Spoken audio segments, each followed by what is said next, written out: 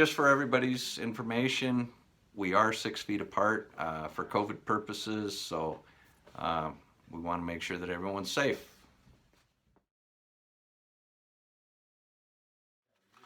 Well, welcome to On the Engine. This is episode 9. We're here with Coach Mike Larsen, head men's basketball coach for Western Montana men's team. Mike, why don't you tell us a little bit about yourself, maybe where you're from and how you got here. How I got here. Originally grew up in Salt Lake City, Utah. Spent my whole life there, born and raised, and was very, very fortunate to go play basketball in college, and I went on to Northwest Missouri State.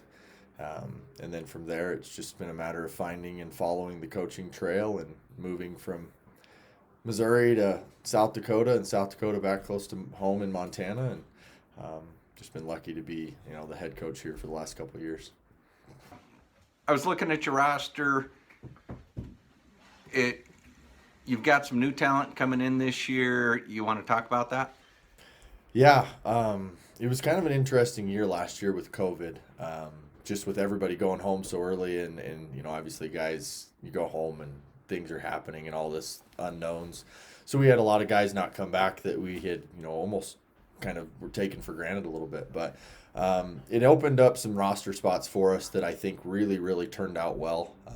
Jamal Stevenson from Kirkwood Community College won a national championship as a freshman. He's 64-4 in 2 years in college. And when you get a guy like that just understands what winning is, whatever I say, he just goes with. It doesn't matter if it's good, bad, or ugly. He says, I'm good with it. Let's go. And then you bring in guys that redshirted last year, Michael Haverfield, obviously a Dillon kid, that is just an absolute lightning rod. He gets on the floor and he does everything right, and he's just very, very athletic. And then you mix in some of the other pieces that we've got from just different areas, local and far away. And I think our group together right now is just really, really good. 20 practices in, I'm having a lot of fun with them, and they're having fun. I hope we get to play some games here shortly so we can see what it's all about. But right now I feel like they're enjoying the grind, and we talked about it today of just taking advantage of every day we have. There's a lot of teams right now that are quarantining and doing different things, so we talked about paying the price. There's a price to pay whenever time you get on the floor, because there's a lot of teams that aren't, and as long as we keep putting in that work and paying the price, I think we'll get something to put on the floor at the end of the year. Well, good. Hey, so you brought up the COVID thing. How has COVID impacted your ability to recruit players? It's recruiting is the nature of the beast, and when you can't get out on the road, it's hard. I mean, it's watching tape and trying to talk to coaches and stuff is it's a new way of recruiting. It's not something that I'm used to, but actually I think what it does is it makes you a little bit more keen with some of your other senses, where you would kind of take for granted just going and seeing a kid one time and being like, oh, this kid's really good, where now we spend a little bit more time talking about who he is off the floor, talking to his friends and his coaches and his neighbors, and you kind of learn about that character. And truly, when you're trying to build a program like we are right now, I think that's kind of what's been the difference for us just on the floor so far in practice. Is I think we've got high character kids. But it's a challenge. I think it's a challenge, but we're all in the same boat. Exactly. Across the country, everybody's being challenged. So to be able to now, take that challenge and say it's no longer a challenge, it's what we all have to do. Let's be the best at that. And I think that's what we've done so far. Good. When you're recruiting, are you looking to replace a position, or are you looking for maybe the best kid that you can find out there? Are you recruiting positions, or how does that go for you? For us, it's not so much positions, because we're so free. Like I'm not a 1, 2, 3, 4, 5 coach. I'm just we need 5 guys that can play. In a perfect world, I want 1 big guy, 1 point guard, and 3 other guys that can just shoot the ball and play. So we don't necessarily recruit position, as we are just trying to find the right piece to the puzzle. And then with all the COVID thing, and now everybody's getting a year back for us, the biggest thing in recruiting is just finding the next guy. You know, who's that next guy that's going to take us from maybe an 8-man rotation to a 9-man rotation or up the ladder. So You brought up the eligibility, and I know it just came out last week. Exactly what is that for your program? It's great for our program. You know, obviously it means everybody gets to come back, which that means you got a guy like Tanner Haverfield who might be in college for 7 years when this is all said and done. But I'll take him for 7 every time because I absolutely love him. But you know, our guys that are new, Jamal and Jock and Carlos Allen, those guys that would only have 2 years left. And most times, and this sounds really negative, but it's not, when you bring in transfers, that first semester is just such a whirlwind. They're learning, they've got an old new coach and now another new coach. And Right. so you kind of miss out on a semester where now this year is just how good can we get? Because everybody's coming back next year, you know, and you know, we're already talking about it like this year, let's make a push and get and build this thing to the next level. So when we all come back, we can hit the ground running and do something special. And I think that's why I hope we get to play games because what's the test without a game? So it's just kind of taking that envelope and opening it and then peeling back some layers as we go. But it's exciting for me. It's like having 15 red shirts that are just listening and getting better, and you know they're coming back next year and they're going to be even more fired up. So all positive for sure. Sweet. COVID's impact on season preparation. I mean, how is that going? For us, it's been really good. You know, when you looked at the season and knew we weren't going to play a game until November 27th, it was actually kind of a great thing in the term of now we have a longer preseason where normally we're throwing in a 4-week weight program and a conditioning session to get into that first week of practice. So we were able to string everything out a little longer, and by making it longer, gave us a little bit more time to get our bodies right. We've had guys make major jumps in the weight room and in the conditioning department. And now it's just a matter of putting it all together for practice and getting ready for that first game. And we were supposed to play tomorrow, or what did it say, Thursday. We're supposed to play Saturday. And of course, we're all ready to play, and the team that we're supposed to scrimmage can't come because of COVID. So it's going to be something you'll have to just take it on the chin and let's move on. What about your new recruits and your transfers, red shirts? How's that all coming together? So far, so good. The one thing I've been really, really excited about is when you bring back red shirts like Michael Haverfield and Coulter Miller, Three Forks kid, and you got Logan Dreyer from Spokane that redshirted last year.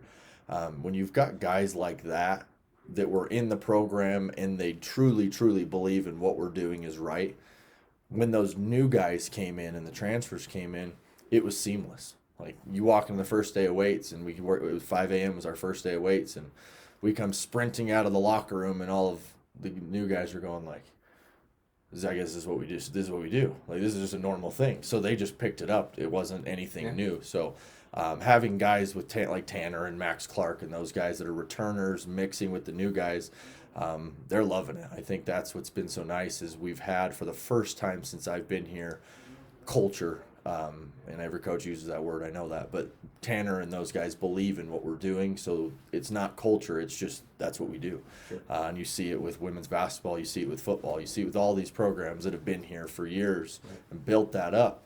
I finally see it. Without me saying anything, they just do it.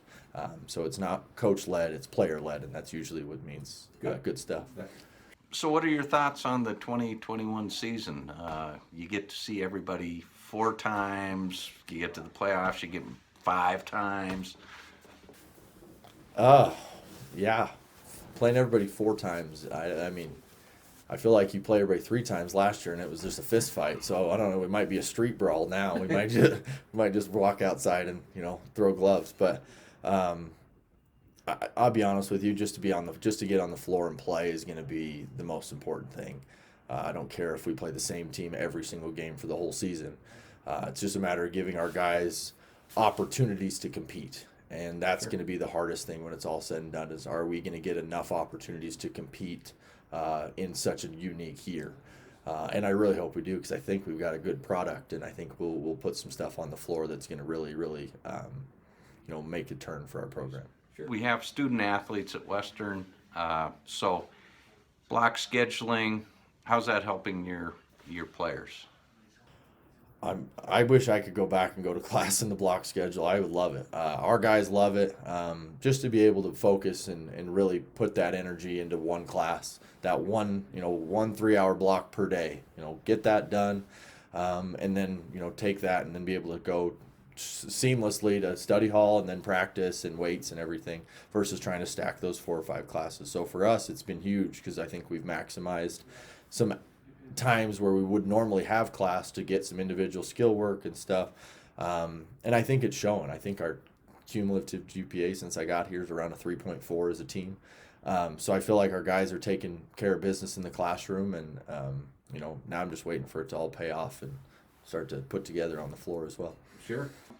As a coach, is it harder to monitor the kids in the block program, or is it easier? Or it's much easier. It's much easier. In a situation where you'd be in the normal block, just being as an assistant as long as I was, a kid may be he may have an F at midterms, and there's no turning around. Like you got half a semester, you got to figure it out. Where now, if a kid struggles in block 1, a month into school, like, hey, you've got to pass the next 3 blocks or you're ineligible. So it's easier for us to stay on top of it. Obviously, we're at a very unique school with Montana Western, where teachers are on our side. Absolutely. You can send them an email, you can send them a grade check, and they're more than happy to respond. We've had, just this year, we've had multiple guys where one of our rules is if you're late on an assignment, you don't come to play, you don't practice at all. So we've had a guy or two where they're like, hey, I fell behind. We just kick them out of practice, send them home, and then when their teachers let us know that they're back to being caught up, they can return to practice. And it's something we started last year, and so far, 3 blocks in, our grades are pretty good, because nobody wants to miss practice right now. Well, good.